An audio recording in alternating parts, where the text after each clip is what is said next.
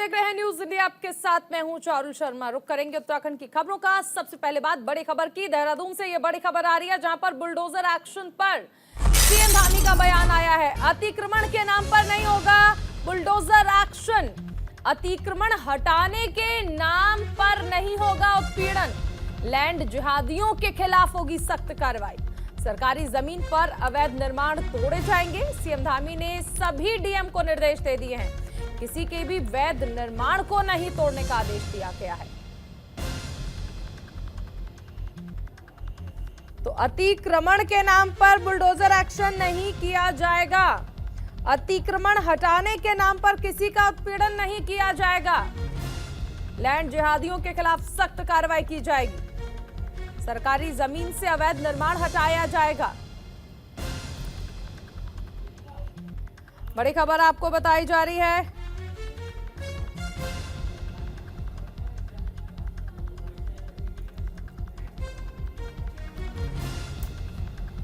Bulldozer action पर CM Dhami का बयान। अतिक्रमण हटाने के नाम पर किसी का उत्पीड़न नहीं होगा। मैं समस्त राज्यवासियों को आश्वस्त करना चाहूंगा कि सड़क के किनारे राजकीय भूमि में अतिक्रमण हटाने के नाम पर सरकारी मशीनरी द्वारा किसी भी प्रकार से नागरिकों का उत्पीड़न नहीं किया जाएगा। किसी के भी वैध निर्माण में किसी भी तरह की तोड़फोड़ नहीं की जाएगी। जिलाधिकारी सुनिश्चित करेंगे कि किसी भी विभाग द्वारा किसी भी नागरिक का उत्पीड़न न हो। जब तक यह सुनिश्चित नहीं किया जाता है कि निर्माण राजकीय भूमि में है और अवैध निर्माण को हटाया जाना आवश्यक है, तब तक कोई तोड़फोड़ नहीं की जाएगी। परंतु वन भूमि में लैंड जिहाद के नाम पर जो प्रतीक खड़े कर दिए गए हैं, अवैध कब्जे कर दिए गए हैं, उनके विरुद्ध कार्रवाई जारी रहेगी। लेकिन सामान्य स्थितियों में मैं फिर से सभी राज्यवासियों को आश्वस्त करना चाहता हूं कि अतिक्रमण के नाम पर किसी भी प्रकार का उत्पीड़न नहीं किया जाएगा। अनुज अवस्थी हमारे साथ जुड़ गए हैं फोन लाइन पर। अनुज, देखिए, अतिक्रमण के नाम पर किसी को डराया नहीं जाएगा और सबसे अहम चीज है कि अतिक्रमण के नाम पर बुलडोजर एक्शन नहीं होगा, यह स्पष्ट कर दिया है सीएम धामी ने।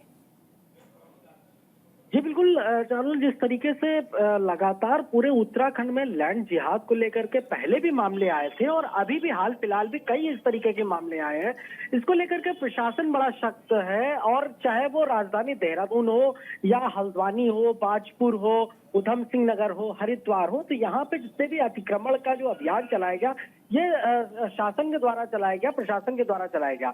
लेकिन वही कुछ ऐसे लोग थे जो नाराजगी व्यक्त कर रहे थे, इसको लेकर के वो हाई कोर्ट भी गए और मुख्यमंत्री पुष्कर सिंह धामी तक भी ये मामला सामने आया। तो मुख्यमंत्री ने साफ तौर पे इस बात को बोला है कि प्रशासन किसी भी व्यक्ति को अनर्गल परेशान मत करे।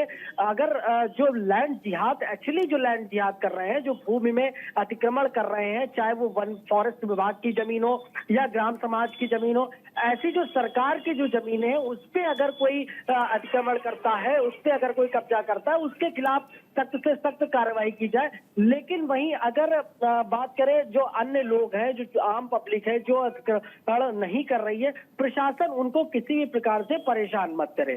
तो कहा जा सकता है मुख्यमंत्री का इस तरीके से जो कल जो बयान आया, बयान के बाद जो पब्लिक है वो हाईकोर्ट भी गई अतिक्रमण को लेकर के। कई ऐसे नेता थे जो हाईकोर्ट गए, लेकिन जिस तरीके से अतिक्रमण लगातार, चाहे वो लैंड जिहाद को लेकर के हो, जिस तरीके से मामले चल रहे हैं, तो इसमें चाहे मंत्री गणेश जोशी का भी बयान इस मामले में जब आया तो उन्होंने भी इस बात को बोला कि लैंड जिहाद गलत है, जो लैंड जिहाद कर रहे हैं उनके खिलाफ कार्रवाई होनी चाहिए, आम जनता के ऊपर कार्रवाई नहीं होनी चाहिए। जी चारों बने रहिए अनुज, आगे भी आपसे जानकारी लेंगे। चलिए, इस बीच देहरादून से एक और बड़ी खबर आ रही है। मॉनसून सत्र का आज दूसरा दिन है। आज सदन में पेश होगा अनुपूरक बजट। वित्त मंत्री पेश करेंगे अनुपूरक बजट। बजट का आकार बढ़कर 88,000 करोड़ के पार हो गया है। मॉनसून सत्र चल रहा है, देखिए, और ऐसे में सत्र का आज दूसरा दिन है। आज अनुपूरक बजट पेश किया जाएगा। वित्त मंत्री अनुपूरक बजट पेश करेंगे और अब बजट का आकार जो है वो बढ़ गया है, 88,000 करोड़ के पार हो गया है। देहरादून से ये बड़ी खबर आपको बताई जा रही है।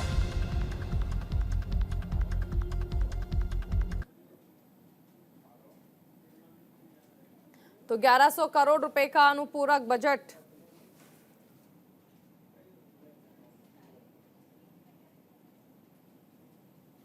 विधानसभा के पटल पर आज अनुपूरक बजट रखा जाएगा।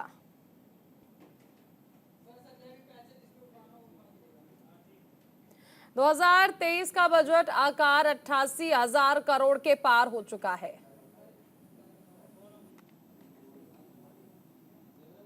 एक दर्जन के करीब नए विधेयक जो हैं वो इस सत्र में शामिल किए गए हैं। आज अनुपूरक बजट पेश किया जाएगा। 88,000 करोड़ के पार है ये बजट।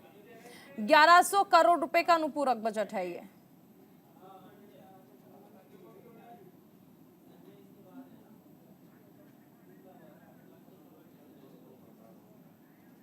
अनुज अवस्थी हमारे साथ फोन लाइन पर जुड़े हुए हैं।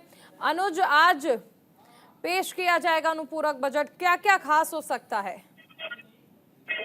जी बिल्कुल चारों, जिस तरीके से विधानसभा का सत्र का दूसरा दिन है और आज मुख्यमंत्री पुष्कर सिंह धामी और संसदीय कार्य मंत्री और वित्त मंत्री प्रेमचंद अग्रवाल अनुपूरक बजट पेश करेंगे। करीब 11,000 करोड़ का ये बजट होने वाला है। साथ ही साथ अगर बात करें मानसून सत्र को लेकर के, चूंकि हंगामेदार कल भी था, विपक्ष ने कई तरीके के हंगामे किए थे, और आज की अगर बात करें तो आज निर्दलीय विधायक उमेश कुमार ने जो गेहूं की फसल है, जो खराब फसल है, उसको ट्रैक्टर से लेकर के विधानसभा के बाहर धरना दिया और धरना देने के बाद प्रदर्शन भी किया कि मुख्यमंत्री हो या संसदीय कार्य मंत्री हो, हमारी मांगों को देके, किसानों की मांगों को देके, किसानों के मुद्दे को उन्होंने प्रमुखता से उठाया।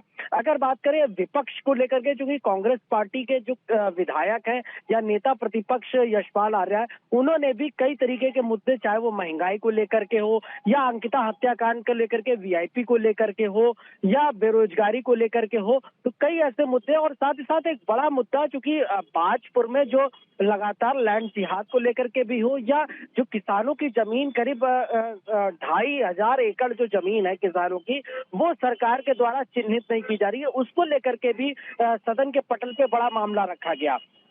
तो सत्र बड़ा हंगामेदार होने वाला है। अभी कुछ ही देर बाद संसदीय कार्य मंत्री और मुख्यमंत्री पुष्कर सिंह धामी विधानसभा में अनुपूरक बजट पेश करेंगे। और ये बजट, जिस तरीके से संसदीय कार्य मंत्री और वित्त मंत्री से जब बात करी गई, तो उनका ये साफ तौर पे कहना था कि ये बजट पूरे उत्तराखंड के, चाहे वो आम लोग हो या खास लोग हो या किसान हो या युवा हो, उनको सबको मद्देनजर रखते हुए ये बजट पेश किया जा रहा है। इस बजट पे उन सब लोगों के लाभ को लेकर के हमने उसमें सारी चीजें इन्वॉल्व करी हैं।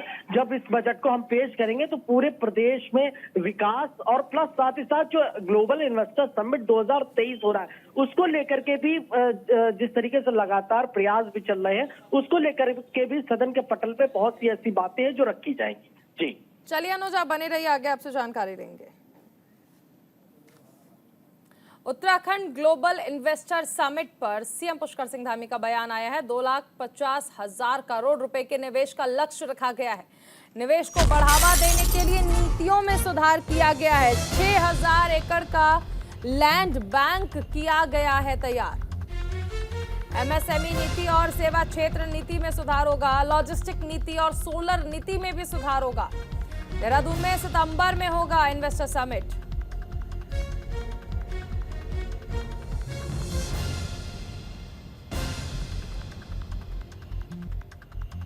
$2,50,000 करोड़ के निवेश का यहां पर जिक्र हो रहा है क्योंकि वो लक्ष्य रखा गया है। ग्राफिक्स के जरिए ग्लोबल इन्वेस्टर समिट को लेकर हम जानकारी देते हैं। 2023 को लेकर धामी सरकार ने क्या तैयारियां की हैं। 2,50,000 करोड़ के निवेश का लक्ष्य रखा गया है। 6,000 एकड़ लैंड बैंक तैयार किया गया है। एमएसएमई नीति और सेवा क्षेत्र नीति में सुधार किया जाएगा। लॉजिस्टिक नीति और सोलर नीति में भी सुधार। Ease of doing business achievers श्रेणी में है। उत्तराखंड निर्यात तैयारी सूचकांक में हिमालयी राज्यों में नंबर 1 पर है उत्तराखंड। निर्यात तैयारी सूचकांक में देश भर में नंबर 9 पर है उत्तराखंड। जीडीपी में 40% योगदान देने वाले सेवा क्षेत्र के लिए नई नीति।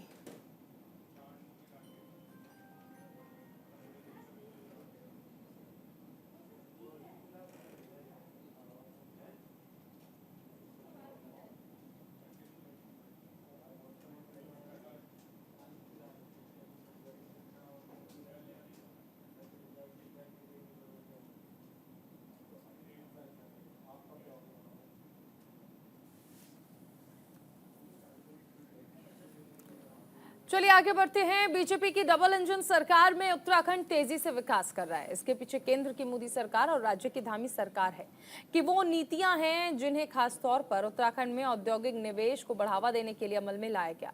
ग्लोबल इन्वेस्टर समिट की तैयारी के सिलसिले में सीएम धामी दिल्ली के दौरे पर गए थे, जहां उन्होंने समिट को लेकर उद्योगपतियों से विचार विमर्श किया और ईज ऑफ डूइंग बिजनेस के लिए उत्तराखंड सरकार के उठाए गए कदमों की जानकारी निवेशकों को दी।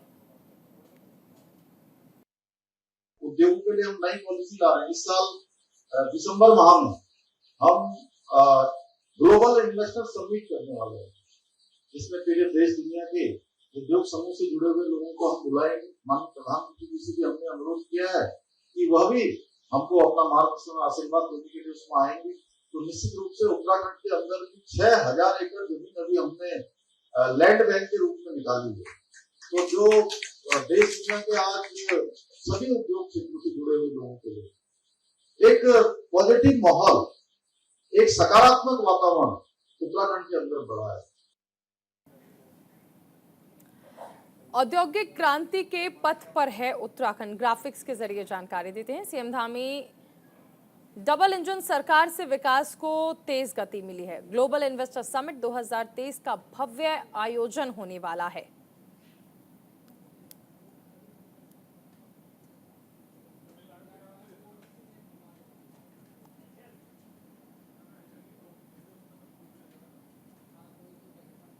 ग्लोबल इन्वेस्टर समिट 2023 का भव्य आयोजन होगा। दिल्ली में सीएम धामी ने उद्योगपतियों से इस पर विचार विमर्श भी किया था। उन्हें बताया था कि ईज ऑफ डूइंग बिजनेस के जरिए वो किस तरह से उत्तराखंड में निवेश कर सकते हैं और इसके लिए नए कानून बनाए गए हैं। ये भी सीएम पुष्कर सिंह धामी की ओर से बताया गया, क्योंकि ग्लोबल इन्वेस्टर समिट 2023 का क्योंकि जिक्र किया जा रहा है उत्तराखंड के लिए, तो यहाँ पर निवेश का लक्ष्य जो है वो बढ़ा दिया गया है। ग्लोबल इन्वेस्टर समिट पर FICCI और CII से बात की गई है। इसके साथ ही उद्योगपतियों को प्राथमिकताएं बता दी गई हैं। हमारे उद्यमी राज्य के ब्रांड एम्बेसडर हैं, सीएम पुष्कर सिंह धामी की ओर से ये कहा गया, क्योंकि जाहिर सी बात है कि उद्योगपतियों पर निर्भर करता है कि वो कितना निवेश करेंगे ताकि इकॉनमी जो है वो मजबूत हो सके। औद्योगिक क्रांति के पथ पर है उत्तराखंड। मुख्यमंत्री की ओर से कहा गया, डबल इंजन सरकार से विकास को तेज गति मिली है।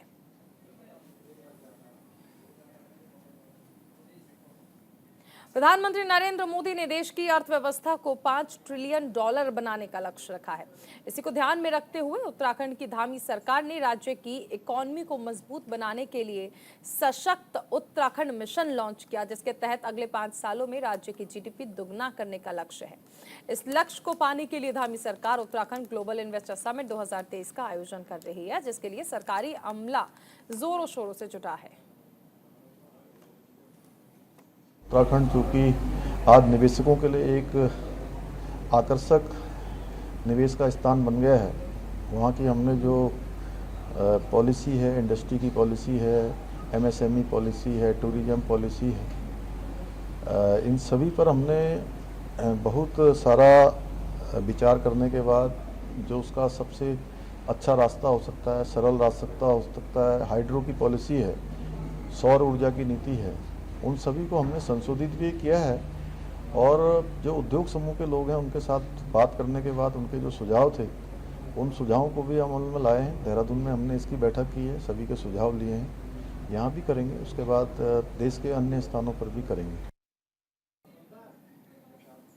चलिए इस बीच हरिद्वार से एक बड़ी खबर जहां पर फैक्ट्री मालिकों से मिले हैं औद्योगिक सचिव। सिडकुल में उद्योगपतियों के साथ चर्चा की गई है। ग्लोबल इन्वेस्टर समिट पर सुझाव मांगे गए। उद्योगपतियों की समस्याओं के समाधान का भरोसा दिया गया है। उत्तराखंड के उद्योगपति हमारे ब्रांड एम्बेसडर हैं।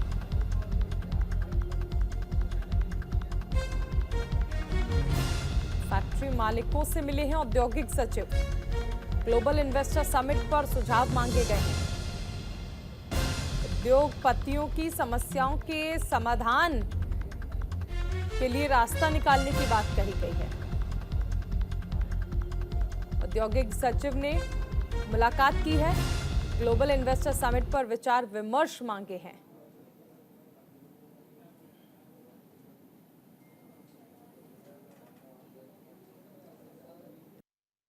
इस प्रदेश के अंदर के इंडस्ट्रीज़ के लोग हैं वो हमारे ब्रांड एम्बेसडर हैं। सबसे पहले हमें उनके पास जाना है, उनकी समस्याओं को सुनना है, उनका निराकरण करना है। हमारी हाल फिलहाल में जो पॉलिसीज़ आई हैं हम उनको उनसे अवगत कराएं। और ये बड़ा अच्छा मुझे यहाँ का फीडबैक मिला। काफ़ी लंबी बातचीत हुई और मैं उम्मीद करता हूँ कि जो हम लोगों ने 50,000 करोड़ की ग्राउंडिंग का जो लक्ष्य रखा है इन्वेस्टर समिट प्रारंभ होने से पहले, यहाँ के हरिद्वार के जो हमारे इंडस्ट्रियलिस्ट हैं इनमें से काफ़ी लोगों ने सहमति दी है कि वो काफ़ी अच्छा इन्वेस्टमेंट वो करेंगे। संजय पुंडीर हमारे साथ जुड़ गए हैं। संजय, देखिए उद्योगपतियों से मुलाकात की गई है औद्योगिक सचिव के द्वारा और सुझाव मांगे गए हैं ग्लोबल इन्वेस्टर समिट पर। देखिए चारों उत्तराखंड में दिसंबर माह में ग्लोबल इन्वेस्टर होना है, जिसको लेकर सरकार काफी गंभीर नजर आ रही है। हालांकि सरकार ने शासन स्तर पर इसकी कसरत भी शुरू कर दी है, जिसको लेकर जो विभागीय अधिकारी है वो लगातार उद्योगपतियों से मिल रहे हैं। उत्तराखंड के जो उद्योग सचिव है विनय शंकर पांडे वो हरिद्वार पहुंचे हैं और यहाँ से जो बड़े बड़े उद्योगपति हैं उनसे विचार विमर्श किए हैं। जो उनकी समस्या है उन पर भी उन्हें समाधान करने का आश्वासन दिया है। यानी कह सकते हैं कि जिस तरह से उत्तराखंड में 2018 में ग्लोबल इन्वेस्टर हुआ था और उसमें कहीं ना कहीं 22,000 करोड़ का जो प्रोजेक्ट था वो धरातल पर उतारा गया था, जिससे कहीं ना कहीं युवाओं को काफी फायदा हुआ था। उसी तर्ज पर इस बार फिर दिसंबर माह में ग्लोबल इन्वेस्टर होने जा रहा है, जिसको लेकर मुख्यमंत्री शासन स्तर पर बैठक भी कर चुके हैं। हालांकि इसके अलावा मुख्यमंत्री ने सभी विभागों से प्रस्ताव भी मांगे हैं। यानी कह सकते हैं कि ग्लोबल इन्वेस्टर को लेकर लगातार ही तैयारियां जोरों पर है।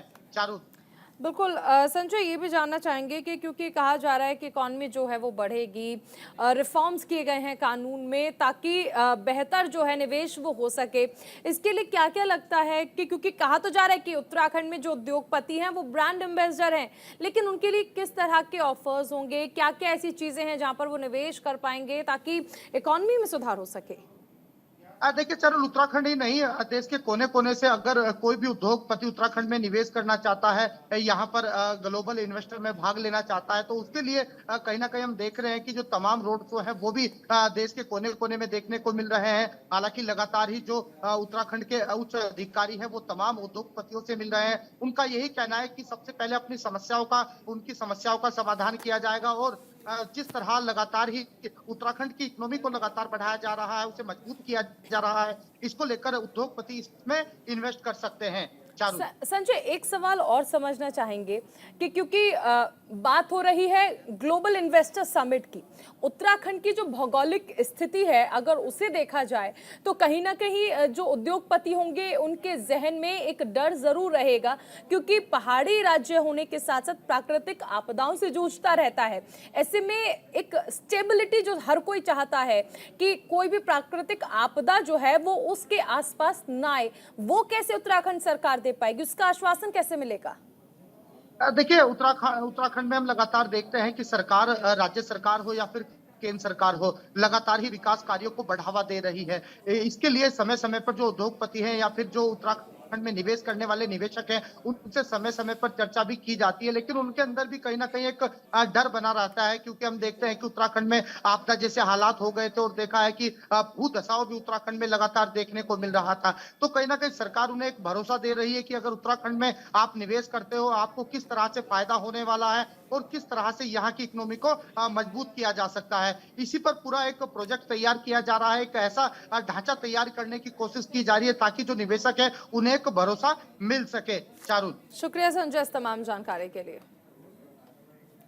इसी के साथ इस बुलेटिन में फिलहाल इतना ही। आप बने रहिए न्यूज़ इंडिया के साथ।